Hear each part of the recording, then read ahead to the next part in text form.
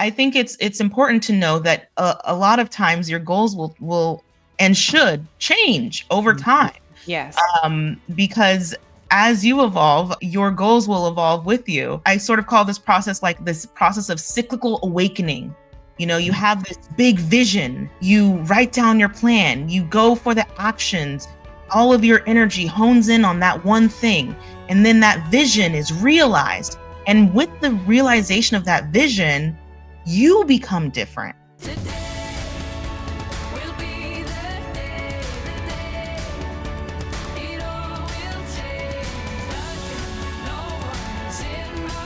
Welcome to the Andrea Engstrom Show for bold women in business. We are passionate about helping you break through to your next level of abundance, success, and freedom so that you can create the life you desire and inspire others to do the same. I'm your host, Andrea Engstrom, and I'm here with my co-host, Brenda Stroud. Hey, Brenda. Hey, Andrea. On today's show, we're going to talk about setting goals for 2025. Our guest today is a real estate investor and coach, Vanessa Lackowitz. Hello. Vanessa, welcome to the show. Thank you so much. So glad to be here. Vanessa is an accomplished real estate investor and mindset and goal setting coach in rocking our assets in real estate, or REI, also known as ROAR. Vanessa, tell us about your journey as an entrepreneur. Oh my gosh, where do I start?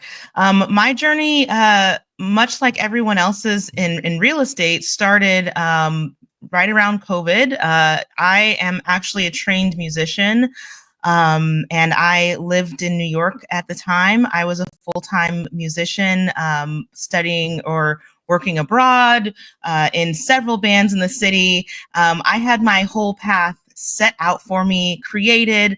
I had my schedule booked. I was what you would call a successful musician. There's Beyonce, and then there was all the rest of us. I was in that big old bucket of people who were making a living, doing what they loved, but not the big giant name attached. I had made it, and I was ready to ride that wave for the rest of my life. And then COVID hit, and a new plan emerged out of desperation and necessity.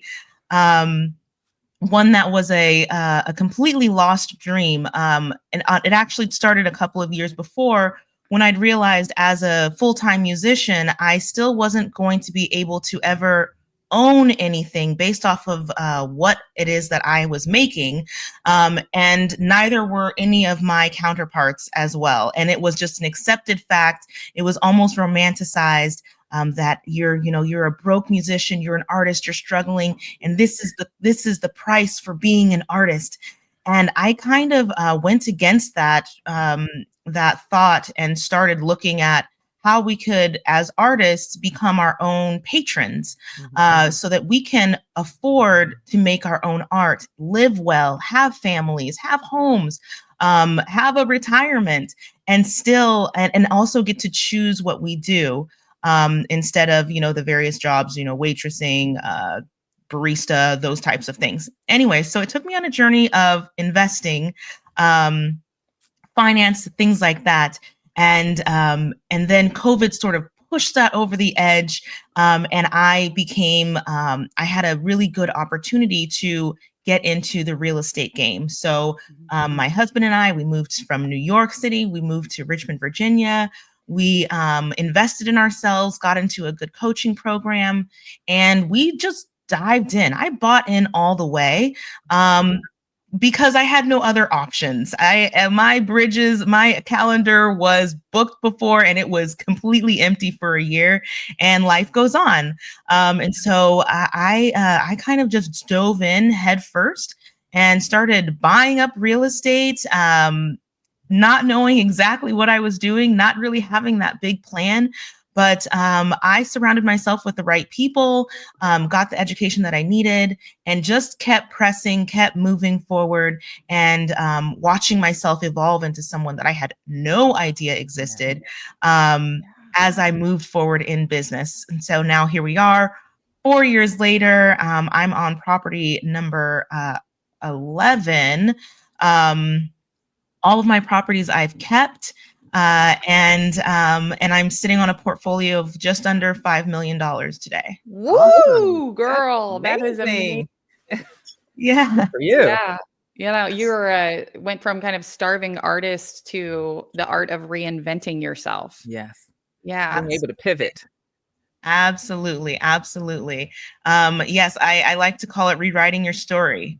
The art of rewriting, you know, and there's so much creativity in that. A lot of times, people have the idea, especially in the arts, they think, oh, you sold out, like, and I'm like, no, there's so little personal creativity in what I did before because I was working for someone else. I was singing someone else's songs. I was doing someone else's, I was, parroting or I was someone else's instrument.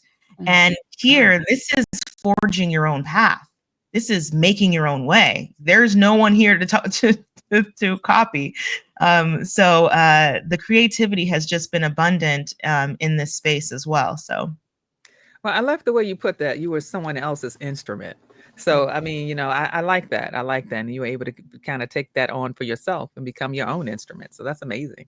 Yeah. I think that idea resonates with people even who, I mean, you were a creative, you were a musician, but feeling like you were someone else's instrument. I think even people in a W-2 job today can really relate to that. Like, I'm not playing my own tune. I'm not I'm not getting to express my creativity. And there's no end in sight. And so how did you decide what to do next? Or like, how did you figure out what would light you up or what would be exciting to you because I think sometimes we get to a point of dissatisfaction where something has to change. And sometimes we are forced into it. Like you had no choice to stay in what you were doing because the whole world shut down. And so you had to pivot. You had to figure out what you were going to do instead. How did you decide which direction to go? Yeah. Really good question. That took a lot of time and a lot of trial and error. When I first started, again, it was one of those pieces of time where I was forced out of the nest, quite literally, as we all were. The world just shut down. But from there, a lot of it was my own decision making based off of making a decision, walking the path, and realizing, ooh, I don't like it here. We're going to switch. We're going to make that switch. A lot of times, and, getting into, why we make our goals and why we go after the things that we do. A lot of times at the beginning, especially, we don't know exactly why we're going after the goals that we have. Right. I was blessed enough to get into actually Andrea's first program, and I had no clue what I wanted. I literally have a breakdown of our goals that we did as a group, as a mastermind group. And I remember so clearly, we went around the room. First, we wrote down what our goals were. Then we went around the room sharing what our goals were with one another. And I have evidence. I have it here somewhere, but I have evidence of myself scratching out my goals every 3 or 4 people and rewriting them based off of someone else's goal. Oh, that sounds good. I'll take that too. Actually, and so then my goals became something that was completely detached from who I was and what I wanted, because I had no clue what I wanted. I had no clue what it would take to like the metrics behind one goal. I started with one of my goals was I want to start with 10 houses. And then by the end of the time we went through that circle, it ended at 180 houses. What does that number even mean?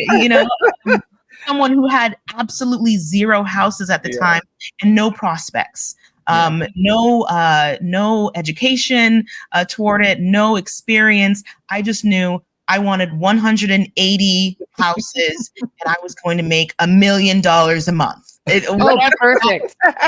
That's a great plan. Yeah, that really is. I can relate. And what I call those types of goals are non-detached. They're not attached to anything. They're detached goals. They have no roots. Mhm. They're shallow. They mean nothing. They're just, they sound great, but they are a waste of time.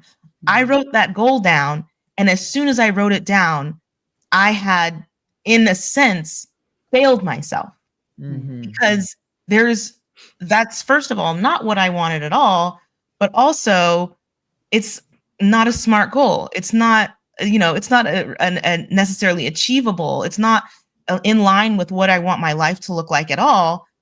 It was based off of comparison with other people's things, because I had no real sense of who I was and what it is that I wanted, which were really the key component questions of what you ask yourself when you are setting goals. Mhm. Who are you? Yeah. And what do you want? Am I a huge conglomerate that's going to put up, apartment complex after apartment complex and just take over the country with all of my? No, that's actually not who I am. I have absolutely no desire to do that. But my goals were assigned to that person, which made it Mhm. completely, it can make you feel like a failure when you don't reach a goal that you were never supposed to have. Right. Uh, Right. Mhm. and yeah. So what do you think happened that caused that to pivot? For you to pivot from realizing that the goals that I have set are not necessarily really your goals, and allow you to narrow down or narrow into what your true goals are now. Looking back on that time, what was that moment where you realized, like, okay, wait a minute, let me put all this to the side. Now let me actually talk about my goals. Oh my gosh. So easy. I did one house. Okay. Experience. Experience. I put a metric together. Okay, if I want this many, whatever X amount of houses was, how long, how much time, how much energy, how much space Mhm. does one take? Yeah. And I learned very quickly, as many people do, as everyone does that first time, okay, this takes much more time, much more energy, much more money, much more of me than I anticipated and that I'm willing to give. Mhm. And so now I need to go back and reassess um, what my goals are and why my goals are. And I think it's important to know that a lot of times your goals will and should change over Mhm. time, Yes. because as you evolve, your goals will evolve with you. And that's, I sort of call this process like this process of cyclical awakening. You have this big vision, and then you write down your plan, you go for the actions, all of your energy hones in on that one thing, and then that vision is realized. And with the realization of that vision, you become different Yeah. because you've gone through this whole process Yeah. of becoming the person that can, realize this vision. Yeah. So then by the time you get to the end, you have a completely different vision of who you are, of what you want. Yeah. And that didn't look anything like what it is that you started. And that onion, that blossoming of effect continues over and over and over and over. So many people, look at where you were 10 years ago. Right. Imagine where you are today. It was a process of so many blossoms and blooms and peel back of layer after layer after layer that had to happen each step to continue to get you to where you are today. And it will continue to where you are in the next 10 years. Yeah. Yeah. Mhm. That's I good. think so many women feel like if they set a big, audacious, hairy goal and then they don't achieve it, that there is failure, Mhm. that is a failure. And I love what you shared about how when it's kind of like when we learn better, we do better. And Yeah. when we have an experience, like when we actually experience steps along the path towards reaching that goal, and that it is okay to recognize that it is that your goals have changed. And sometimes it is because your values Mm. have shifted, because we are recognizing, like,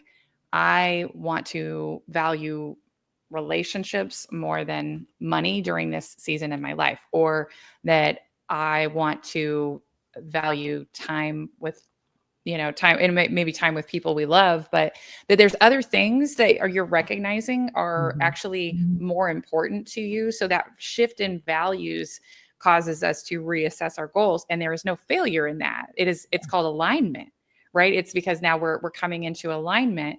And I think deciding what you really want your life to look like is more important than setting a business goal. First, we've got to decide what do we want our life to look like, Right.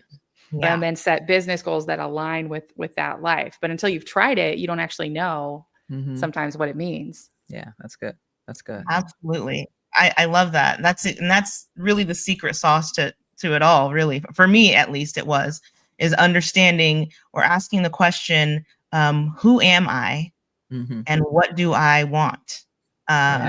And so often, especially when I started off my journey, that was so robotic. I am a real estate investor. I am a this, I am a that, and I want this much money and I want this much success. And then as I dove deeper into myself and into business, I realized, oh, I need a deeper reason for doing this, because otherwise it ain't worth it. What do I really want? And when you have that question and you look at that question, many times, like if you ever come up with, I want a dollar amount of money, you haven't gone deep enough. Because what for? If I put $7 million in each of you guys' bank accounts right now, and you guys want okay, 100 million, let's just throw it out. Oh, I put $100 million in you guys' accounts right now. You look and you got it like, oh, okay, Chase, let's do this. But you can't touch it. You can't spend it. You can't do anything with it. All you can do is have it. What good is it to you? Right. It's a tool. It's a tool to get you the thing that you really want. So focusing on what you really want and identifying what it is that I want. It shouldn't ever be money. What are you going to do with the money? That's what you want. Yeah. Where do you want your life to look like? What time do you want to wake up in the morning? What are you doing on a Tuesday afternoon? Are you picking up your kids every day?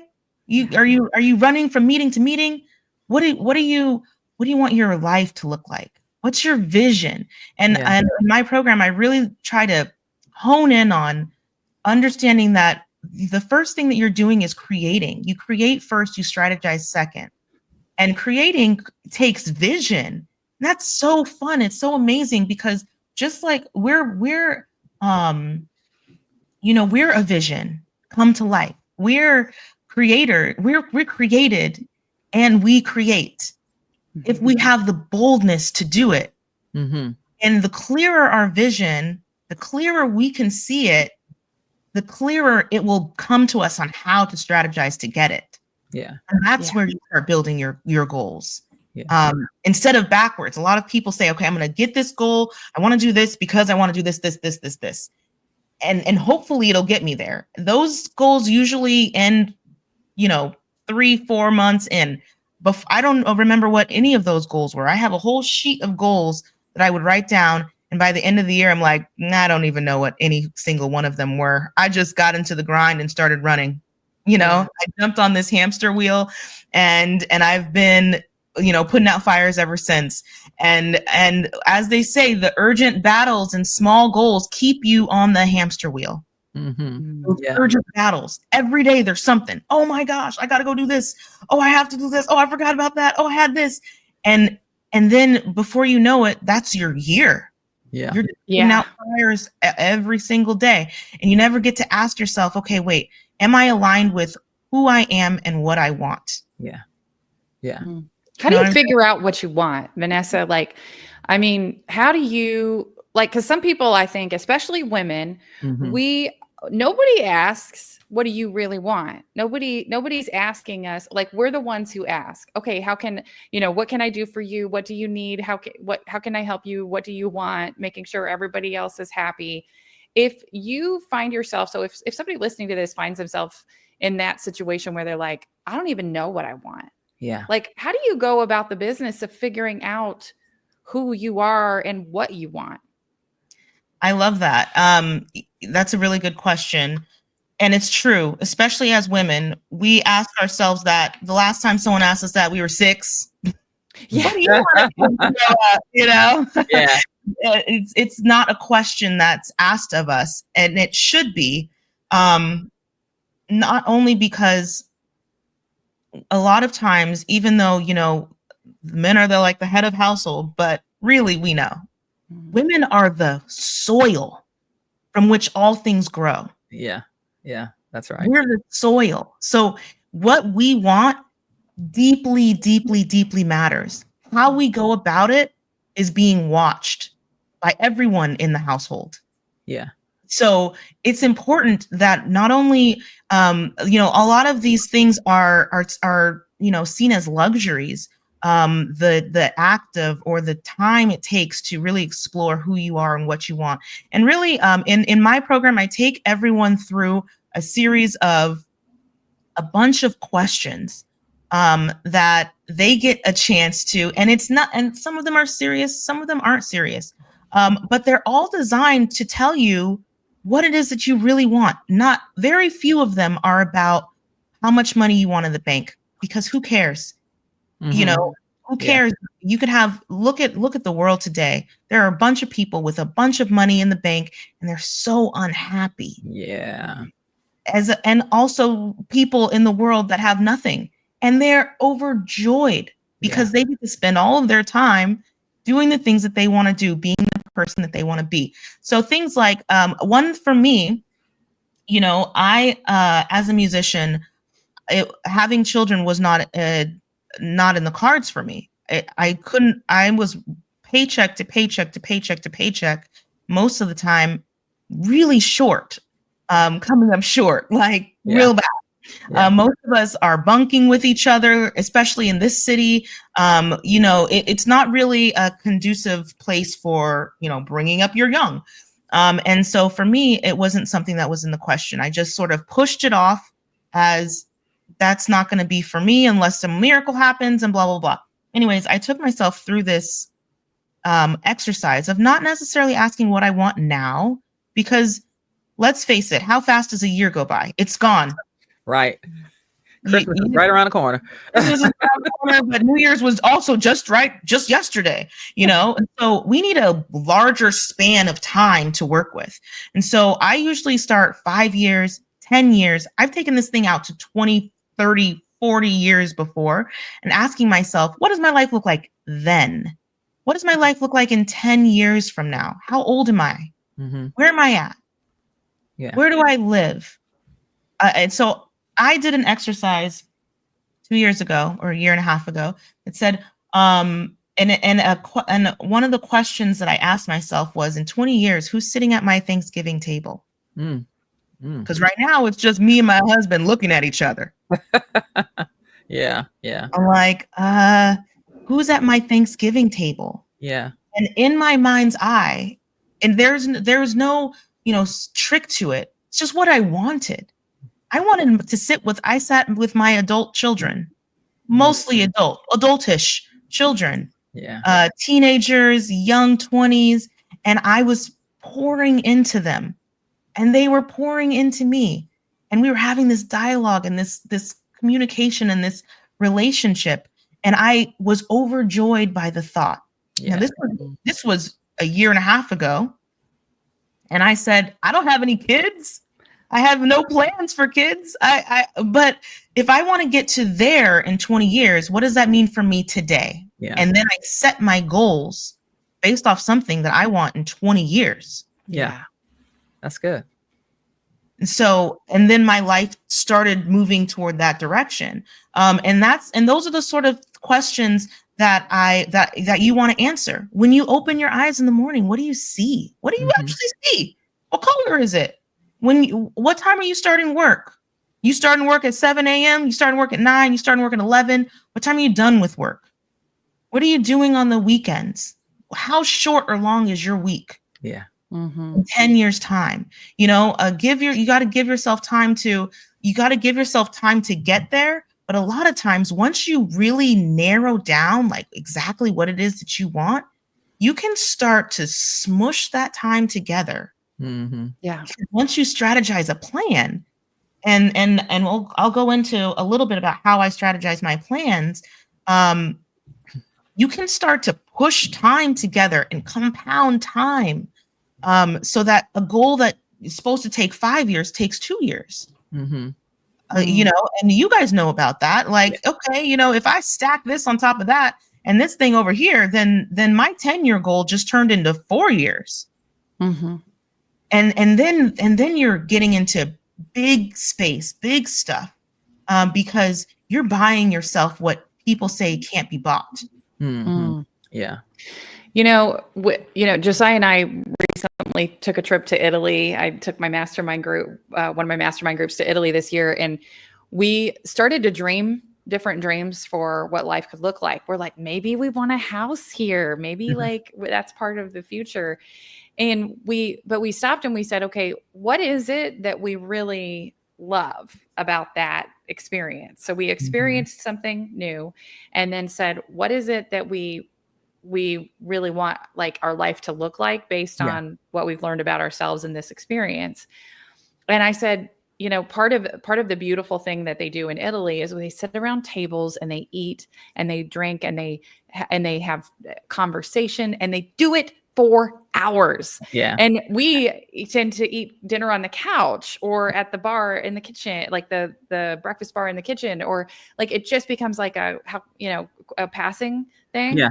Mm-hmm. And it made us go, you know what? I think what we really are longing for here is more time around the table with our family. And we don't have to buy a house in Italy in order to do that. We might still buy a house in Italy, y'all, but But when we sit down and we do answer the types of questions that you're talking about, Vanessa, what I love is that often I think we will realize that there are things that we think we have to wait for some date off in the future. When we are successful, my life will look like this. And it's like, I will have a miracle morning every day. I will wake up at this time. I will get to the gym. I will do exercise. I'll have a quiet time. And it's like, why do you think you have to achieve a certain level of success before you can make your life look like some of the things you want it to look like? Why do you have to wait until you're successful to sit around a table with your family? We don't. We think, and it's like when we get really honest about what we really want, a lot of times it doesn't take we don't have to buy 180 houses in order to make that happen. Right? Absolutely. Yeah. You know, what I just heard you say, Andrea, is that sometimes in order to really clearly understand your goals, you got to live your life. Yeah. You got to go out and do the things. And then, and I love the way you guys kind of work through that from, hey, we might need to do this in Italy, and realizing like, no, this is the piece that we're really attracted to. So we can do that anywhere.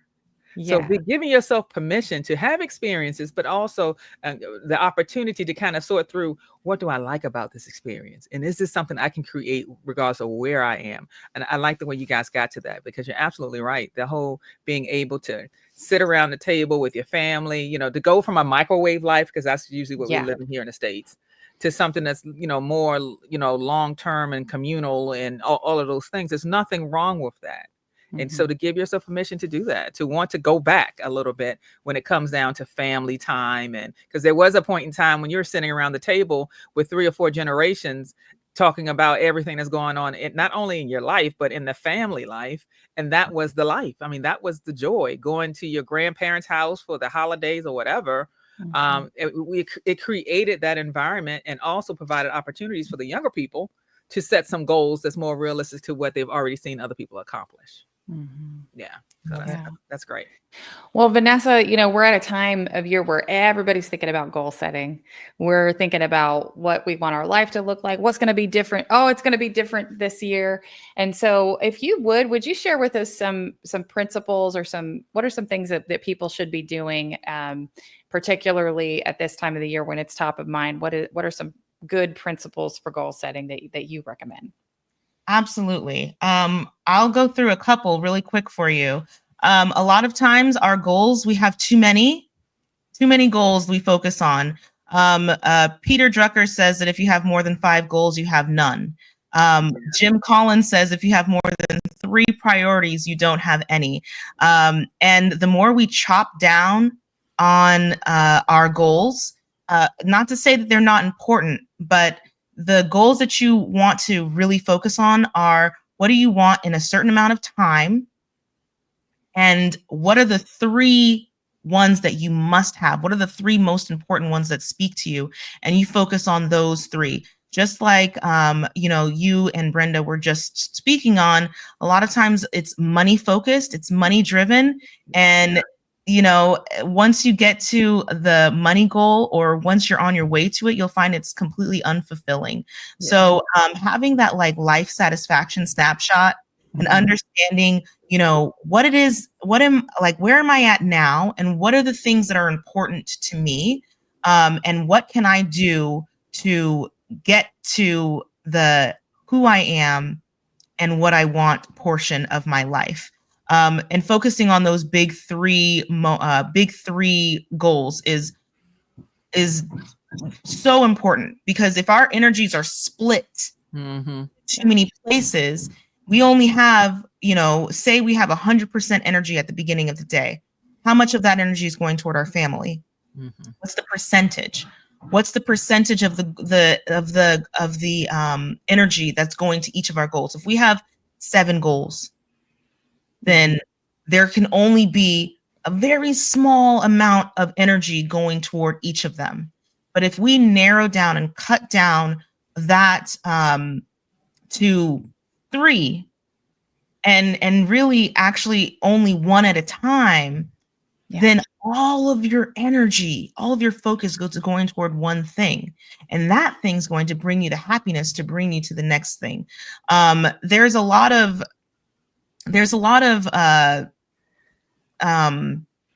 ways that you can go about actually really taking your goal and putting it into your everyday activity. A lot of people say like, well, how can I, take this goal? Okay, so let's take, Andrea, you want to move to Italy.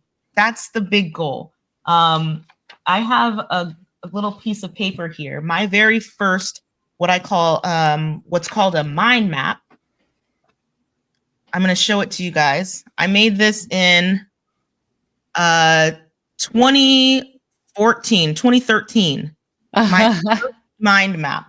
I wanted to move to New York City from little Colorado. Everyone thought I was completely insane. What? You're going to leave your good government job to go and be a musician in New York City? Who do you think you are? And I had the audacity, and so what I did was I took my big goal and I thought of every little thing I could think of around that goal. Yeah. New York City. What do I need? Where do I want to live? What borough? What job? Who do I know there? How much money am I going to need to get there? What am I going to do when I get there? Do I want to live? Who do I know? Do I know family, friends? Do I what's the overarching plan? And then each of those sub thoughts got its own little page.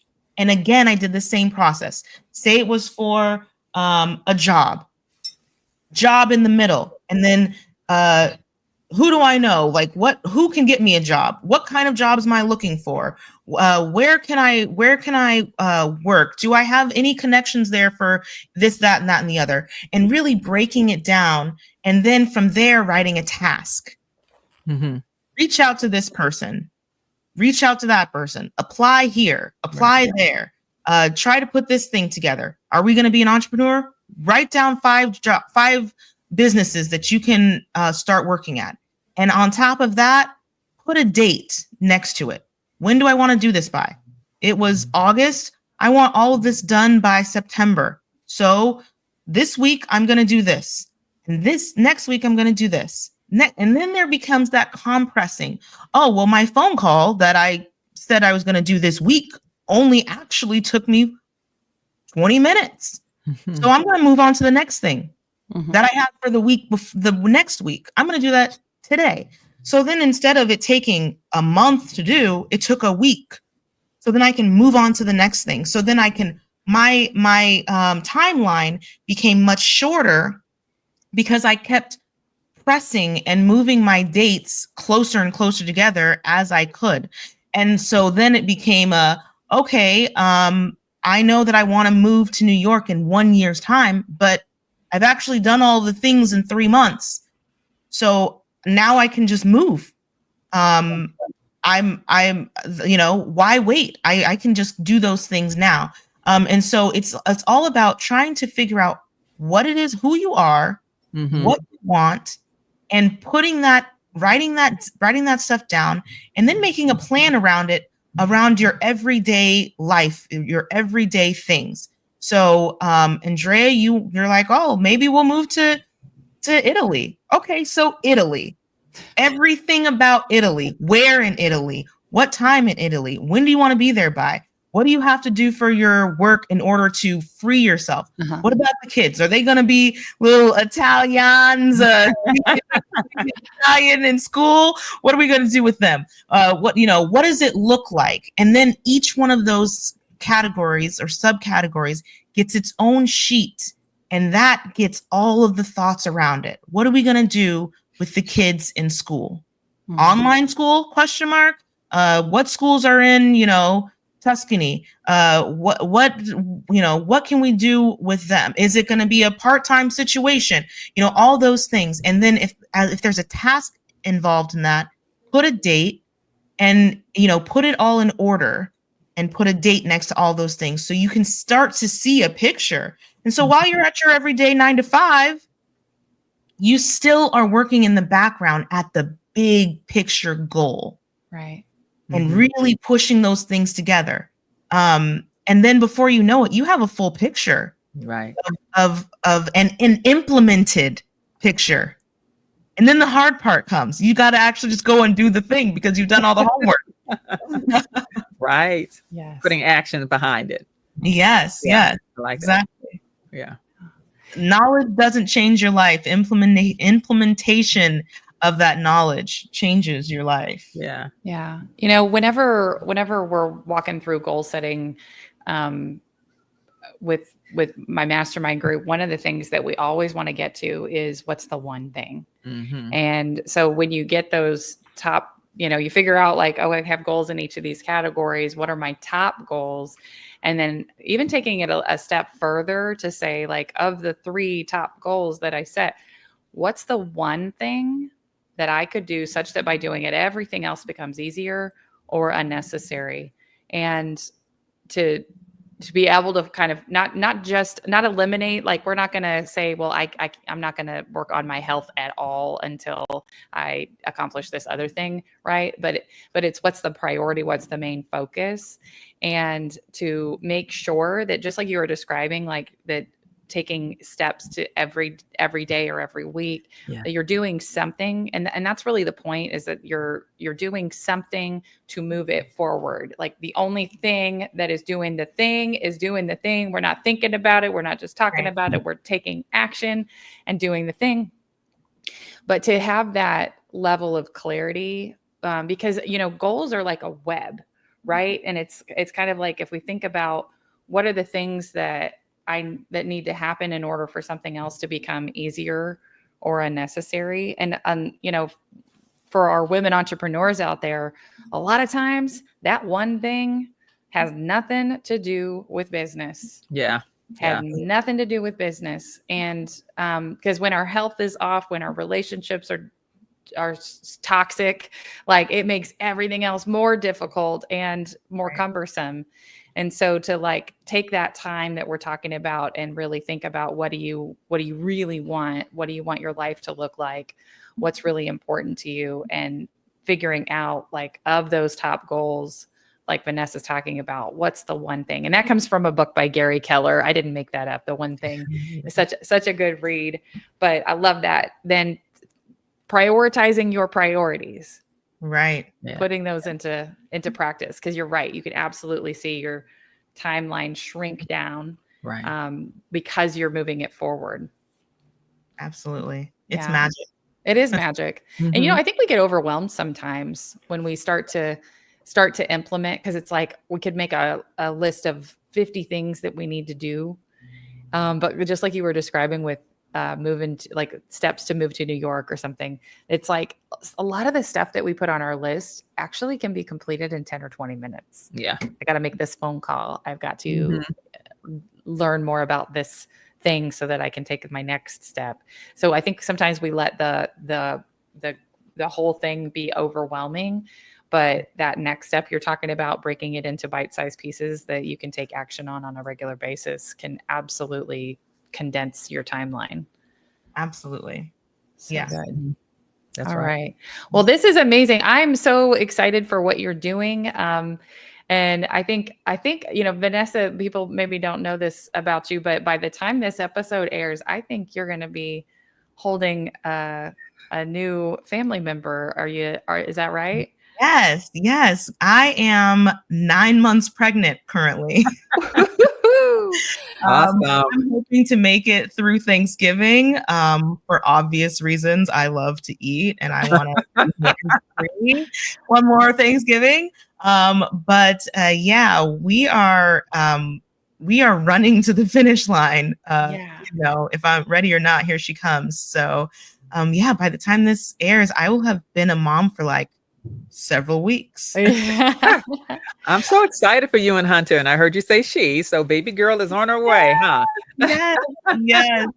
Melody Grace Lackowitz Okay. will be on her Beautiful. way. So I'm I'm so excited for you. excited.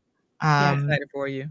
Yes, and again goes to show, like, all right, here's to 20 years, um, and creating that vision now. Yeah. Yeah. Yeah. Yeah. That's I awesome. love it. And I also want to commend you for the shifts that you've made also in your goals and your priorities in order to make family a priority in this season of your life. Because I think even when we first met, you were in sprint mode. You were running as fast as you could. You were like, I need houses. I'm gonna get more houses. Like, got to do the thing, all the things. And Oh yeah. there's been a major shift in you in terms of you getting clarity about what you really want your life to look like. Yeah. And it's beautiful to see that come into fruition. It is. Thank you so much. Yes, it's been quite a journey, and you guys have been there for a good chunk of the mess of it all. You guys have watched it front row seat. I appreciate both of you guys, without which I would not be where I am today. That is abundantly clear. God put you guys in my path, and I am all the better for it, for sure. Love Amen. it. Love it. Well, Vanessa, one of the things we like to do for our listeners each week is challenge them to take bold action in an area of their life to gain clarity and confidence. So, what is something that you would challenge our listeners to do this week, especially right here at the start of a new year? What's something you would challenge them to do to take bold action? Absolutely. I would challenge you guys to take some time and ask yourself the question of who you are and what it is that you want, and not really necessarily look at who you are today, because you're not the same person you were 10 years ago. You're not going to be the same person you are today, tomorrow. Right. Look at who you want to be in 10 years and change that want to who you are. Change the vocabulary. And then write down the vision, make it plain so that anyone who reads it can run with it. That's what is that? Habakkuk. Habakkuk, Two, something. 3 or something. Yeah. Yeah. Look that one up. We all know it. Write down the vision, make it plain so that he who reads it can run with it. Write it down. Who am I in 10 years time? And start with who do I want to be? And then scratch out that want and put who am I each time. And then watch your life begin to change as you realize who you are and what it is that you want and how important it is that you go after that woman, that person, and what it is that she wants and desires. I love Amen. it. I love it. Amen. Well, Vanessa, what is the best way for someone to connect with you if they want to talk about how to work with you or learn more from you? Absolutely. If you're interested in learning more about my program, it's called the Rewrite Revolution. You can find it on Facebook. If you are just wanting to connect with me and be homegirls, I'm down for that too. You can find me on Instagram at This Is Vanessa Angel. You can find me on Facebook at Vanessa Lackowitz. And you can just connect with me. I'm definitely open to, friending all of you all and enjoying each other's journeys as we go. I love it. I love it. Awesome. Yeah. Well, thank you. Thank you so much to our listeners for joining us today. If you want to gain more clarity in your life and business, I also want to invite you to join me for a free workshop for women entrepreneurs on how to build clarity, confidence, and make powerful connections so that you can increase your income, live your best life, and inspire others to do the same. You can register for a workshop at andreaengstrom.com for free. And if something on the show resonated with you, would you just let us know? Give us a review on the podcast. If you know a sister who needs to hear what Vanessa was sharing with us today, please share this episode with a sister. And I also want to invite you to join my free Facebook group, Bold Women in Business Sisterhood. Thank you again, my co-host, Brenda. Love having you every week. Love being here. Thank you, Vanessa. We really enjoyed spending this time with you today. Such a blessing. Thank you. I'm honored. You guys are amazing. Glad to be a part of it. Awesome. Thank you. Well, till next time, I'm Andrea Engstrom, and we are your sisters in business, encouraging you to take action on your dreams. Show up to your life with power and authenticity. Be bold, be tenacious, and make it happen. Bye. Today.